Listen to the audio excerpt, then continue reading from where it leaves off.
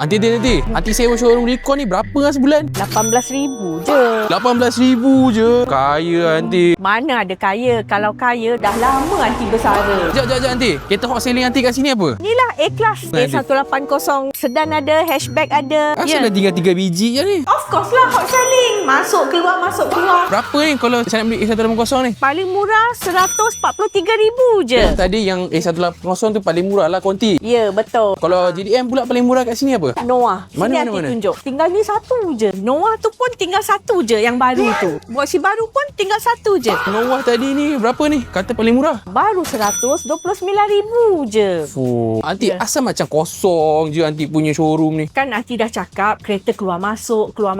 Takkan Aunty nak simpan banyak-banyak. Aunty bukan nak buat museum. Aunty buat Recon je ke? Takkan Recon je. Use pun ada. Oh. Kalau customer nak beli kereta baru, Aunty jualkan kereta je orang. Kereta use kena letak dekat luar. Tak Oh. boleh lah letak dalam ni.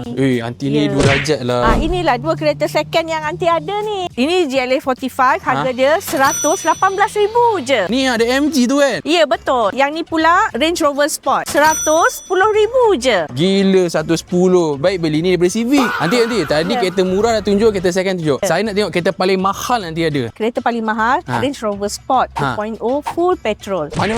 Yang ini, harga Fuyo. dia 360,000 je. Memang awak boleh naik kayangan kalau awak bawa kereta ni. Sekejap Aunty. Kenapa saya kena beli kereta dengan Aunty lah? Sebab tak kira korang beli kereta mahal ke murah ke, Aunty tetap bagi 5 free gift untuk korang. Aunty bagi full set tayar baru, detailing, percuma servis 2 kali, tinted dan touch and go ataupun minyak penuh. Okey sangat tu Aunty. Bukan itu je. Satu lagi, kalau korang nak servis, boleh datang ke workshop Aunty atau nak Aunty datang ke rumah atau tempat kerja korang pun boleh. Buat dekat tempat parking korang tu. Apa? Memang komplit kalau beli dengan Aunty semua ada. Dari sebelum beli sampai beli, lepas beli pun ada. Betul. Sales dan after sale. Sebab ni lah semua benda Aunty macam je.